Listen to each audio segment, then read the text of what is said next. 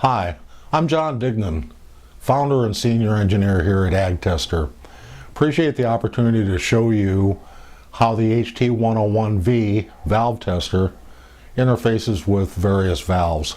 I've got several Raven valves here that we're going to bench test or test outside of the circuit. We've got available two tester T harnesses to fit the HT101V. The one on my left is the inline tester that allows for the connection to be interrupted between the valve and the display to make full system checks. The standalone tester, which we're going to use here today, has half the connectors obviously, and in this situation power to control the valves is coming from the tester itself. So we'll go ahead and plug the harness into the back of the HT101V. Connection point is right at the rear. We'll go ahead and plug the harness in and we're ready to go. I've got available several different valves. These are all manufactured by Raven, and the connectorization that we've chosen to use on the tester T harness is all Raven, so we can adapt from these to other manufacturers' harnesses. The first valve we'll take a look at is a Raven boom valve. And boom valves are basic on-off valves. They're not meant to control, so they're not variable speed valves. We can plug the valve into the appropriate harness on the tester T harness and we're ready to go. The lower part of the display for the HT101V is everything you need to test and analyze complete systems and test individual valves.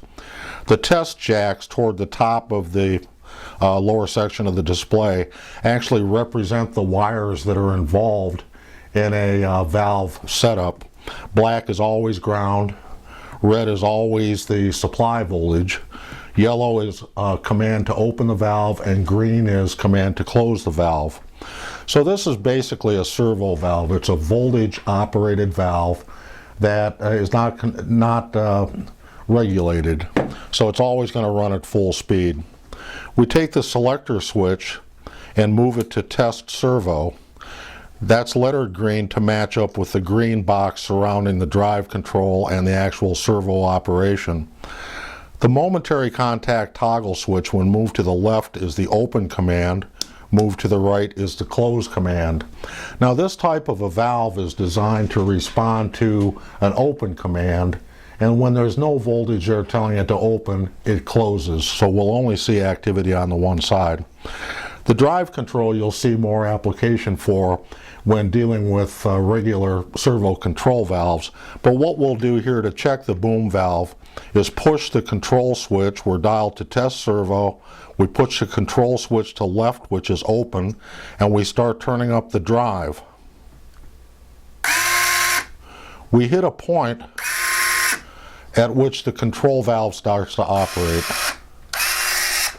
I don't know that you can see much here, but basically, regardless of the drive, once we have adequate drive, the valve goes ahead and opens. It's always at full speed.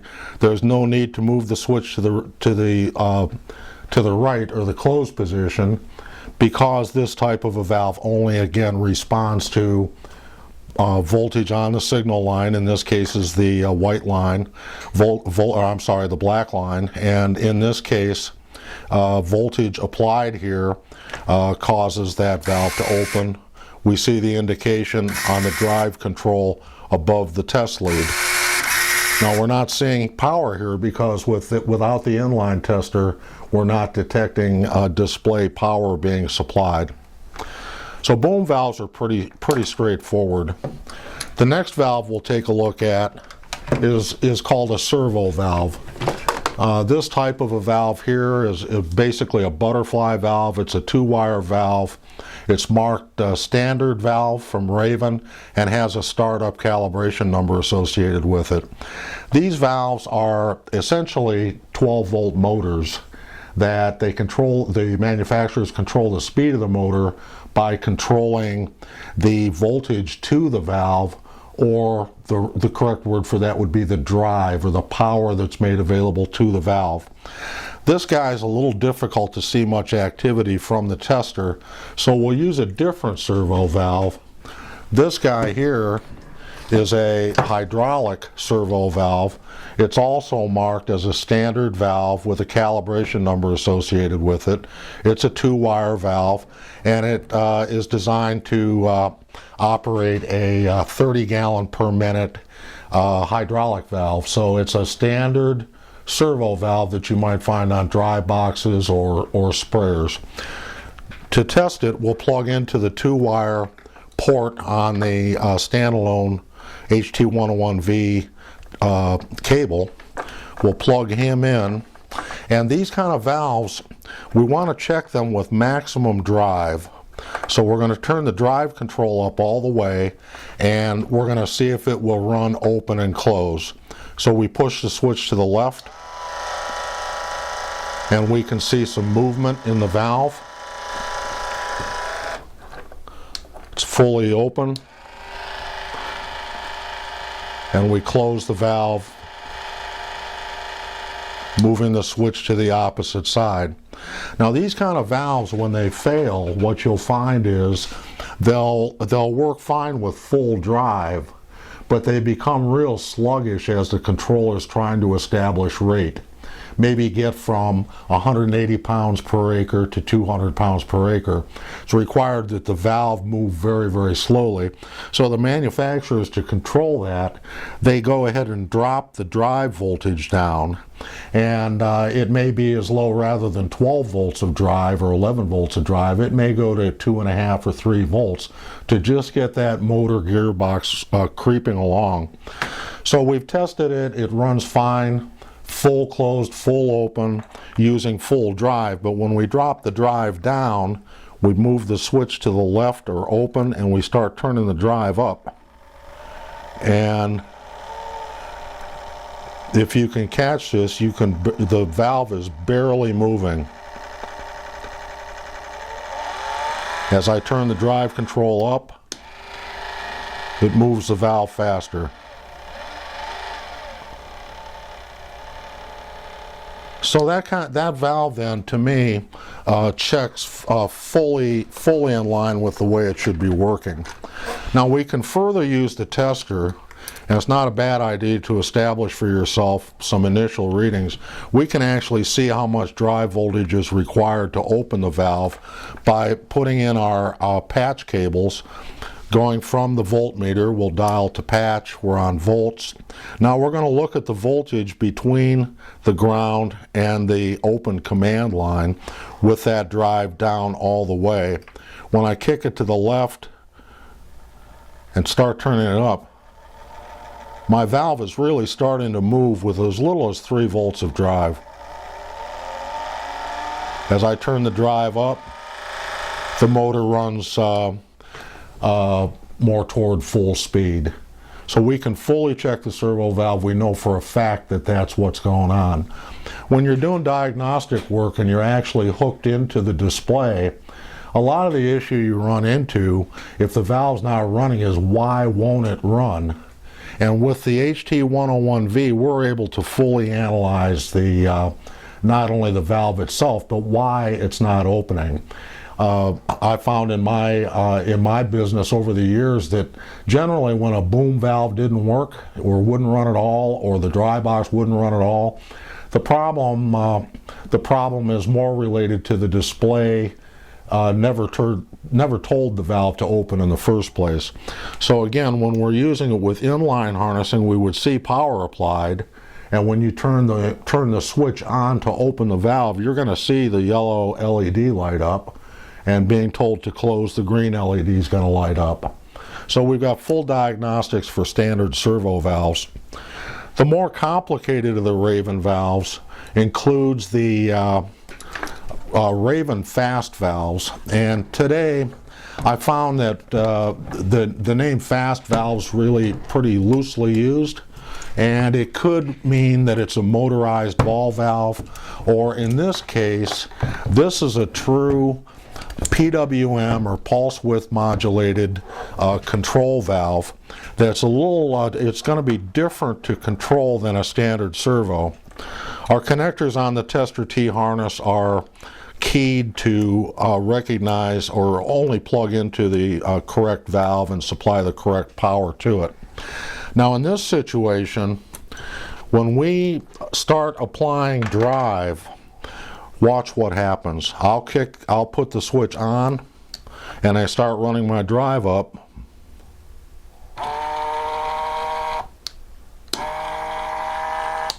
I go to the left, it fully opens, go to the right, the valve fully closes. Now what you'll find is based on the drive, we're not able to control the valve, and it controls with as little as 2.5 or 3 volts of drive, and then it's forced all the way open. There's a circuit board inside here that essentially amplifies a PWM or pulse width modulated signal. So in that situation, we treat this servo valve like we would a PWM valve. It's important to have, with the wiring the way it is with servo valves in the tester, we've got to have one or the other of the drive controls turned off. So when we're checking servos, we want to have the PWM drive at minimum. When we're checking PWM type valves, we want to have the servo drive at minimum. So now I stay at test servo, but I know that because of the way this valve acts, that we're not able to change the speed by changing the drive, and we know it's not a boom valve, so it has to be a PWM control valve. So I turn the servo valve drive all the way down, and now when I go to the left with my control switch, I'll start turning up the PWM drive or the pulse drive, and we'll see.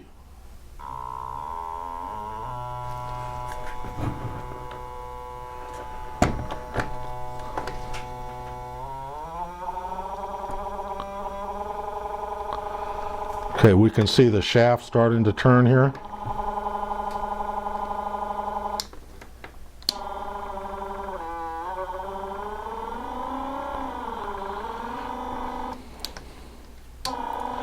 So in this situation then, we're able to control the speed of the valve by controlling the pulse width.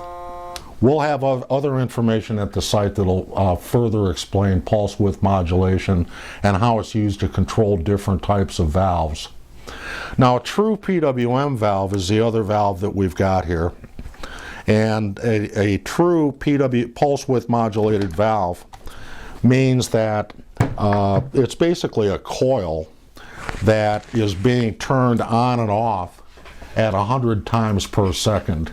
So these are very, very fast hydraulic control valves used on all types of dry boxes, planters to control row units, sprayers to control pressure.